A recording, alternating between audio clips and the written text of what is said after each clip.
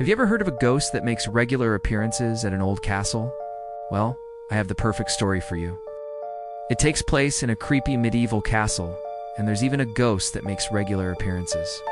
It all started in the year 1247, when a knight was returning home from the Crusades.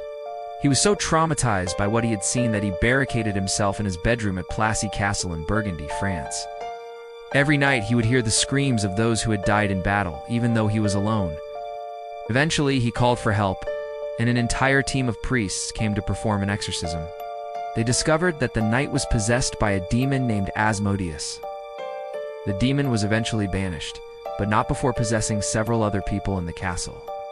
Fast forward to 1734, when the castle was being demolished. A treasure of gold coins was discovered inside the tower where the knight's room used to be. Whoever found the treasure must have been very scared, because they only took some of the coins and left the rest behind. Maybe they didn't want to tempt fate by taking too much of the devil's money. But it gets worse. In 1829, a woman and her 3 children moved into the castle ruins. They weren't there long before strange things started happening again. Furniture would move on its own, and disembodied footsteps could be heard echoing through the halls. One day, the woman's young son wandered into the old chapel and saw a horrifying sight. An altar had appeared where there was none before, and on it was a human heart wrapped in a bloody cloth. Of course, this was no ordinary heart. It was actually a relic from the demon Asmodeus, which is said to still be in the possession of the castle's current owner. I think I'd be lying if I said I was unscared just hearing about all of this. Can you imagine finding something like that in your own home?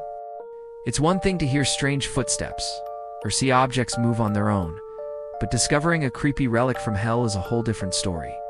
But our story doesn't end there. You see, that chapel where the woman and her son had encountered the altar was nothing more than a pile of rubble. Yet somehow the structure had reformed itself and the relic had vanished. And that's not the only time it's made an appearance.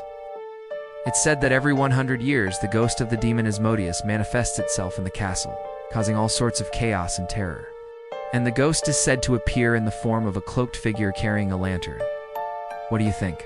Would you dare visit this haunted castle? Let me know in the comments. And while you're at it, be sure to stay tuned for more terrifying tales.